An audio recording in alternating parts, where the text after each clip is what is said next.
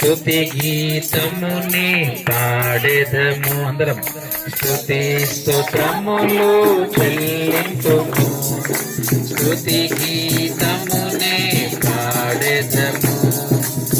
హల్లెలూయా హల్లెలూయా హల్లెలూయా హల్లెలూయా హల్లెలూయా హల్లెలూయా హల్లెలూయా హల్లెలూయా.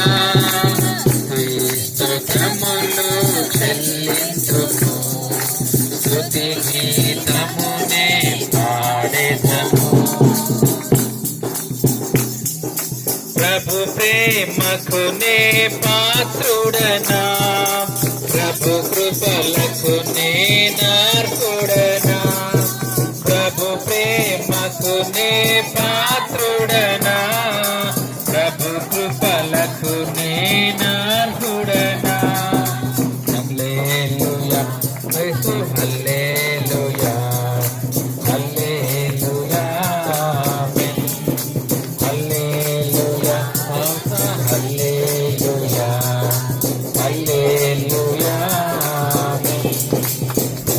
స్తోత్రములు చెల్లింతుము.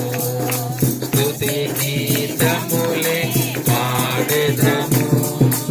యేసుని ప్రేమను చాటెదను, నా యేసుని కృపలను ప్రకటింతును.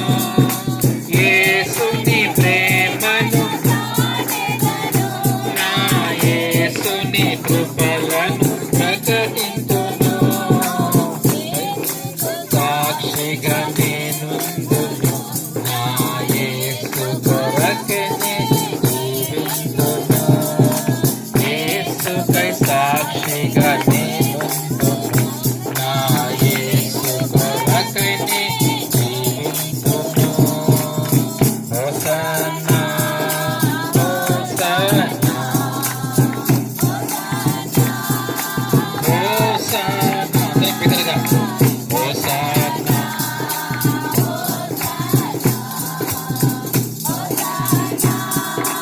హోసన్నా. స్తుతి స్తోత్రములు చెల్లింతుము. స్తుతి గీతముని పాడెదను. స్తుతి స్తోత్రములు చెల్లింతుము. స్తుతి గీతముని పాడెదను. హల్లెలూయా. అలాగే రోజు జయరాజు గారు మరి జానకి గారిని బట్టి నేను వందనాలు తెలియజేస్తూ వారు కూడా వచ్చి కూర్చొని దేవుని వాక్యాన్ని వినాల్సిందిగా ప్రభు నామములో మనం చేస్తున్నాను. స్తుతి కూడిక వీరు ఏర్పాటు చేసుకున్నారు. గత 2 వారాల నుంచి మరి జానకి గారు జయరాజు గారు ఇద్దరు కూడా అడుగుతున్నారు. ప్రణవి ప్రేమ్చంద్ కూడా వారు కూడా అడుగుతూ ఉన్నారు. అందుని బట్టి నేను ఆ బిడ్డలకు కూడా వందనాలు తెలియజేస్తున్నాను. చక్కగా వారు కూడా ప్రణవి 6th క్లాస్కి వస్తుంది, ప్రేమ్ సాగర్ కూడా 7th క్లాస్కి వస్తున్నాడు. దేవుడు కూడా బిడ్డలకి మంచి జ్ఞానంతో నింపాలని మనందరం కూడా ఈరోజు ప్రార్థన చేస్తాం. వాక్యం అయిపోయిన తర్వాత అందరు పాస్టర్స్ కూడా వాళ్ళ కుటుంబం గురించి ప్రార్థన చేస్తారు.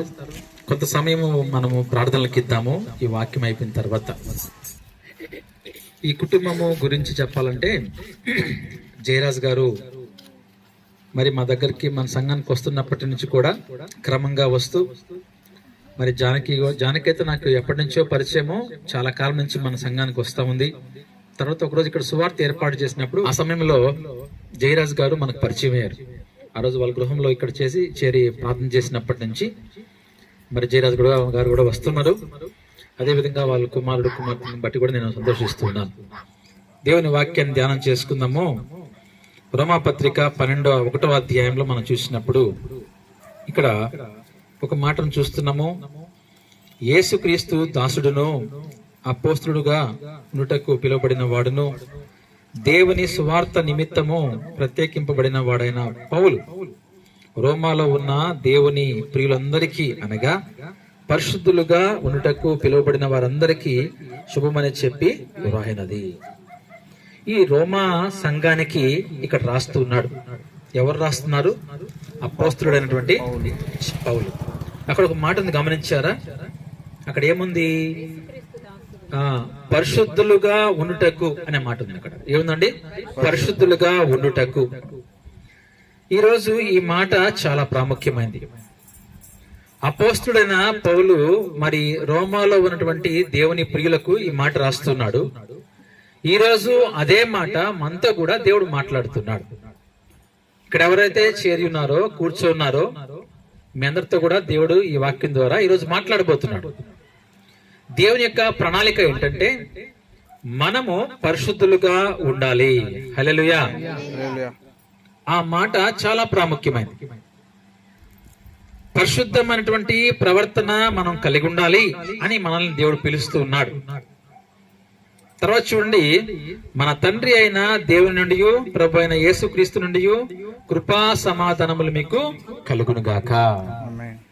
ఎప్పుడైతే మనము ఆ విధంగా జీవిస్తామో వారి జీవితంలో, వారి కుటుంబ జీవితంలో దేవుని నుండి